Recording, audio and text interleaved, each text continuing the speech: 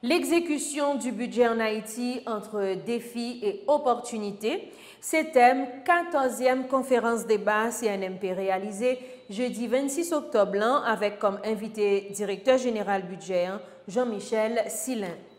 Selon M. Silin, budget 2023-2024 là préparé à 3 grandes priorités qui c'est renforcer croissance économique là, assurer rétablissement social et puis améliorer climat sécuritaire.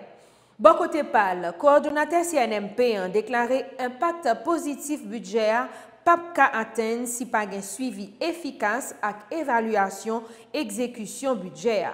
Plus explication dans micro Lunel Jean-Louis avec Michaud Joseph. C'est un budget qui est élaboré autour de 3 grandes priorités.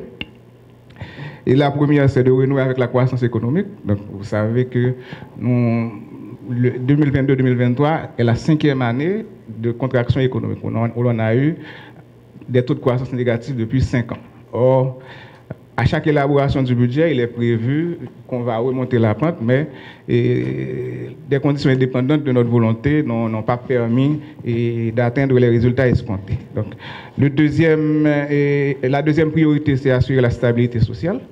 Et à partir de 2022-2023, on a eu un vaste programme social au budget du ministère des Affaires sociales et du Travail, 21,6 milliards au programme investissement pour justement accompagner les couches les plus vulnérables de la société. Donc, la troisième priorité, pas la moindre, c'est l'amélioration du climat sécuritaire. Le poste le plus élevé dans le budget, c'est les programmes et projets qui sont de 117 milliards de gouttes.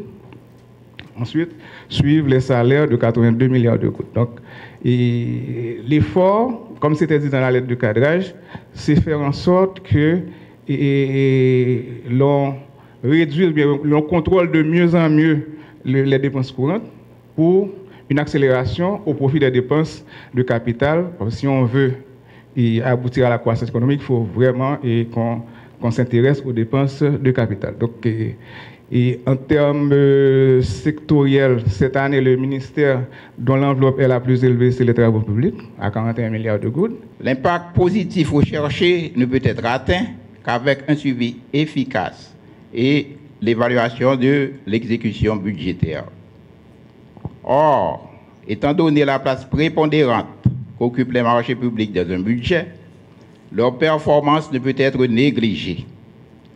C'est en vertu de ce principe que la CNMP a mis un accent particulier sur la formation des acteurs de la passation des marchés publics, surtout sur la maîtrise des nouveaux principes normatifs et des directives annuelles édictées par l'organe de régulation et de contrôle des marchés publics, tels le décret établissant l'obligation de présenter les informations permettant d'identifier les bénéficiaires effectifs des marchés publics et de concessions.